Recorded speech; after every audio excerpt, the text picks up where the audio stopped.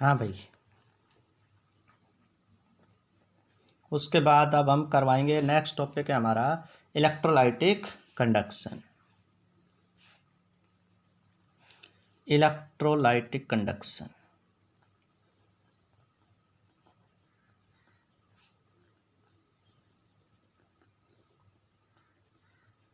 भाई, हमने आपको ये बताया था कि जो सेल होती है उस सेल के अंदर इलेक्ट्रोलाइट्स भरे जाते हैं, और इलेक्ट्रोलाइट्स क्या होते हैं, जो आयनों में टूटते हैं। ठीक है ना। तो ये आयन मटेरियल को इधर से उधर इलेक्ट्रिसिटी को कैरी करते हैं बाय बिना डिसोसिएशन या डिकम्पोजिशन के। ठीक है। तो इस प्रकार से जो सब्सटेंस इलेक्ट्रिसिटी पास करेंगे वो तो कहलाएंगे कंडक्टर, और जो इलेक्ट्रिसिटी को पास नहीं करेंगे वो क्या कहलाएंगे, इलेक्ट्रोलाइटिक इंसुलेटर्स। तो जो इलेक्ट्रोलाइटिक कंडक्शन होता है वो होता है इलेक्ट्रोलाइट्स के द्वारा। When electrolytes dissociate into ions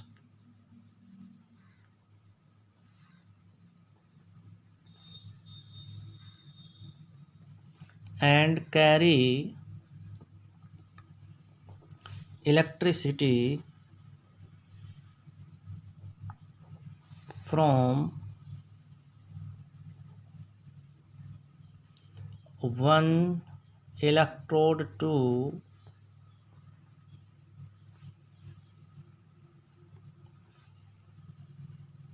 other electrodes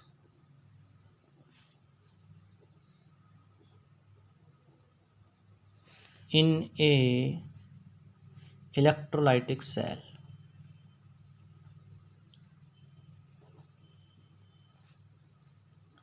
is known as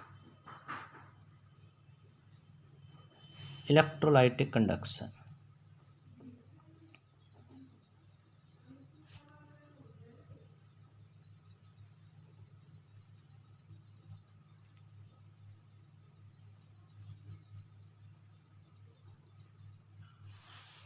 ठीक है। अब जो इलेक्ट्रोलाइटिक कंडक्शन है, अब इसमें सारा रोल किसका है भाई, इलेक्ट्रोलाइट्स का है। ठीक है। तो ये इलेक्ट्रोलाइट्स एसिड भी हो सकते हैं, बेस भी हो सकते हैं, साल्ट भी हो सकते हैं। तो ये डिकम्पोजिट हो जाते हैं, and these electrolytes may be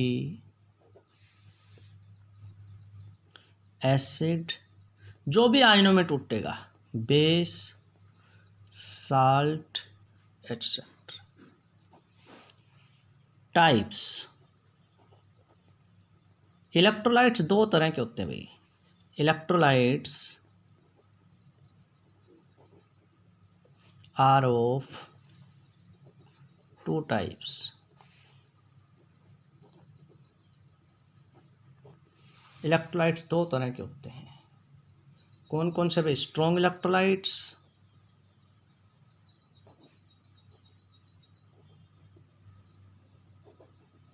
और वीक इलेक्ट्रोलाइट्स।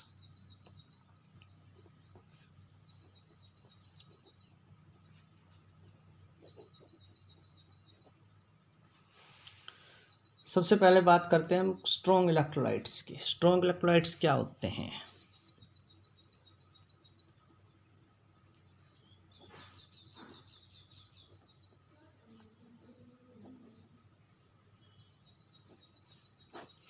those electrolytes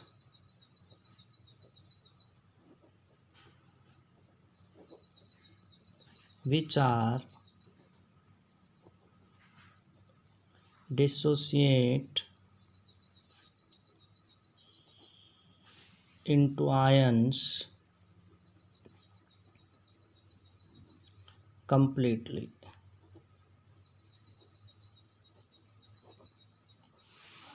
जो कंप्लीटली आयनों में टूट जाते हैं। मान लीजिए आपने 100 ग्राम डाला, 100 का 100 ग्राम आयनों में टूट गया, कुछ भी नहीं बचा, सारे के आयन बन गए, वो क्या कहलाते हैं, स्ट्रॉन्ग इलेक्ट्रोलाइट्स कहलाते हैं। स्ट्रॉन्ग इलेक्ट्रोलाइट्स का एग्जाम्पल क्या है भाई, HCl, HNO3, जितने भी स्ट्रॉन्ग एसिड है वो, H2SO4,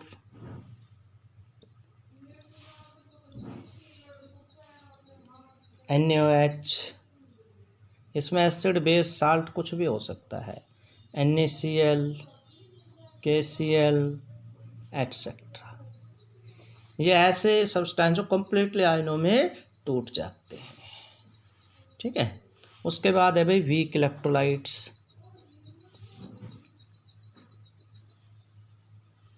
weak electrolytes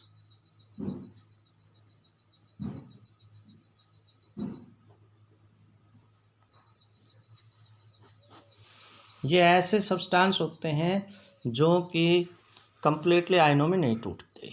those electrolytes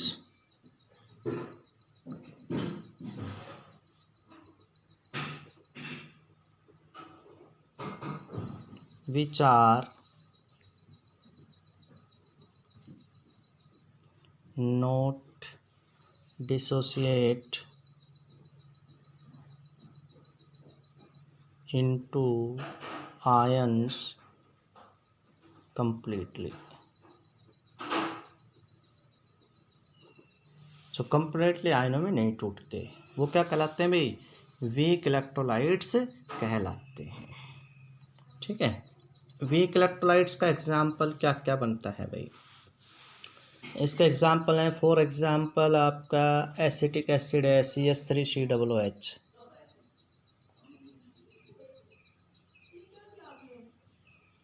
HCN, H2CO3, H3PO4,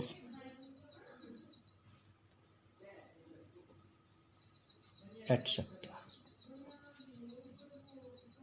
ठीक है, ये है। उसके बाद substances like sugar,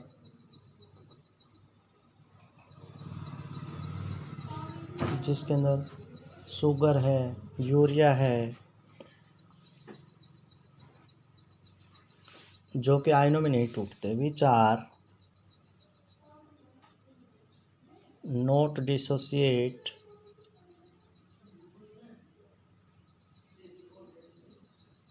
into ions are called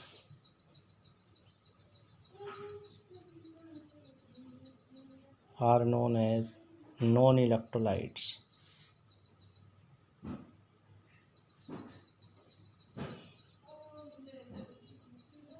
इनको क्या कहते हैं भाई? नॉन इलेक्ट्रोलाइट्स कहते हैं। ठीक है, अब है कि जो इलेक्ट्रोलाइटिक कंडक्शन है वो किन किन बातों पे डिपेंड करता है। तो अगला हम पढ़ेंगे factors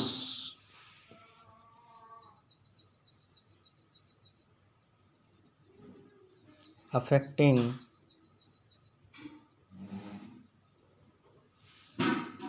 electrolytic conduction.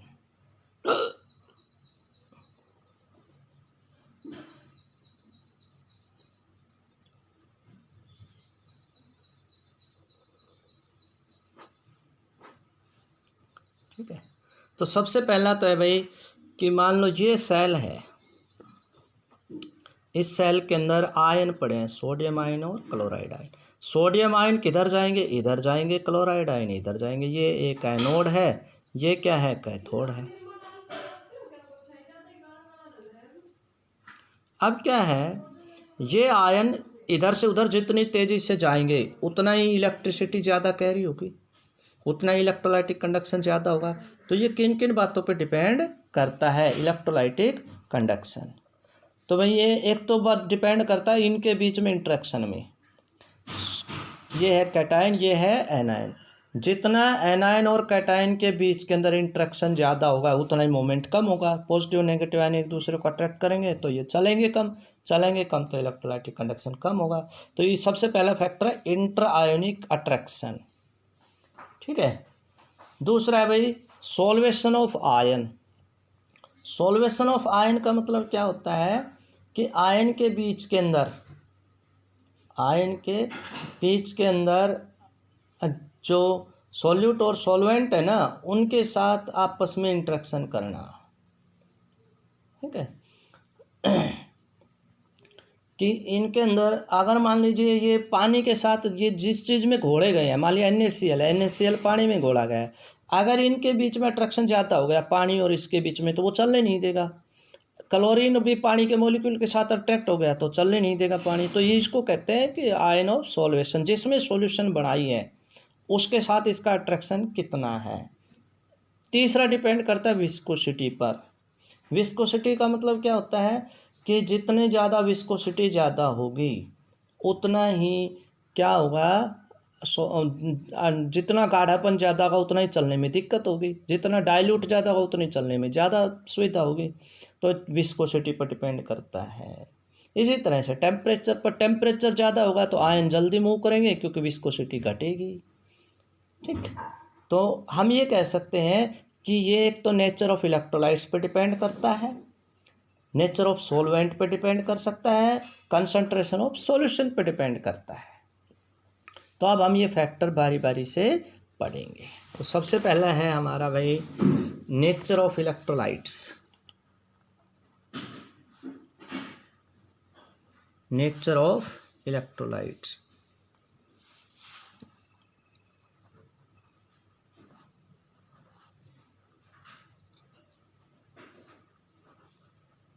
Nature of electrolytes का मतलब यहाँ पर क्या है कि स्ट्रॉन्ग इलेक्ट्रोलाइट्स ज़्यादा इलेक्ट्रिक कंडक्शन करेंगे, वीक इलेक्ट्रोलाइट्स कम करेंगे। नेचर ऑफ इलेक्ट्रोलाइट्स का मतलब ये है, स्ट्रॉन्ग इलेक्ट्रोलाइट्स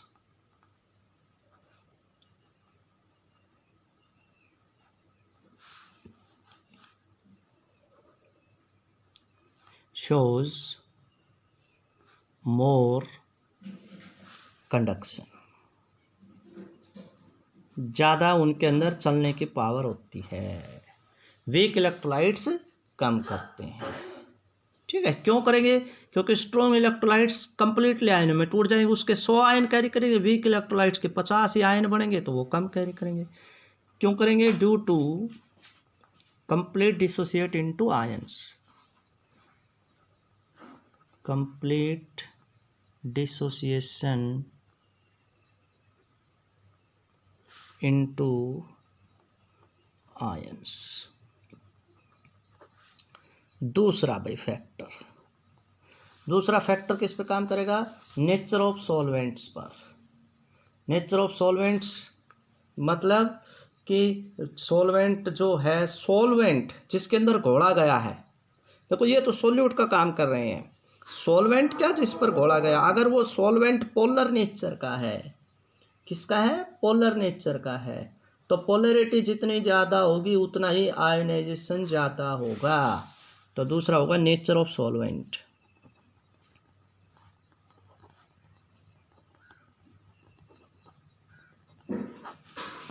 कंडक्शन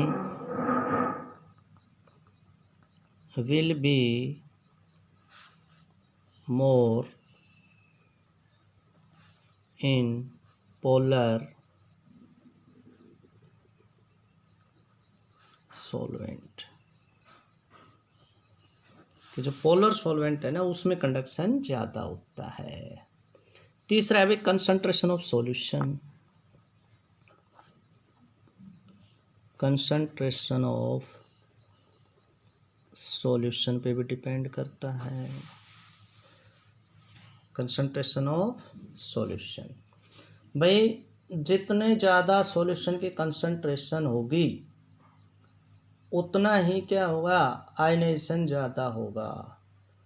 ठीक है, जितनी कंसंट्रेशन क्या होगी सॉल्यूशन की ज़्यादा होगी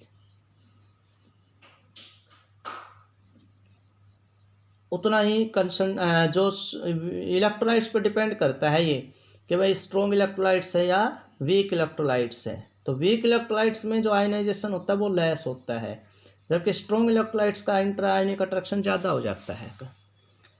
more the concentration of solution in strong electrolytes. In case of strong electrolytes,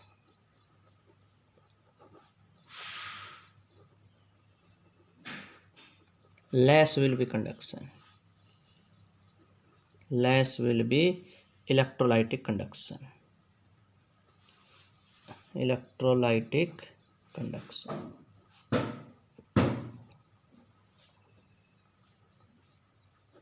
क्यों? क्योंकि इंटर आयनिक अट्रैक्शन बढ़ जाएगा due to inter ionic attraction.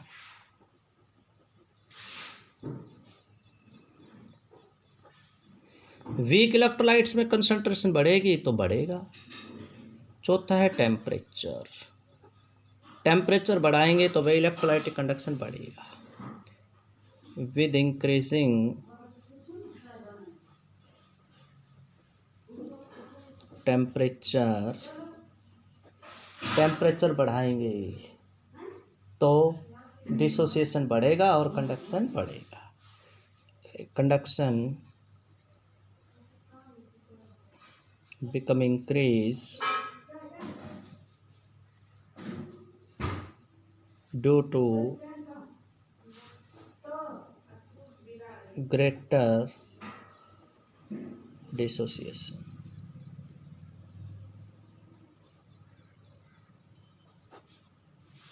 ठीक है, तो इस प्रकार से ये थे हमारे फैक्टर्स। तो कल हम आपको डिफरेंस करवाएंगे इनके बीच में।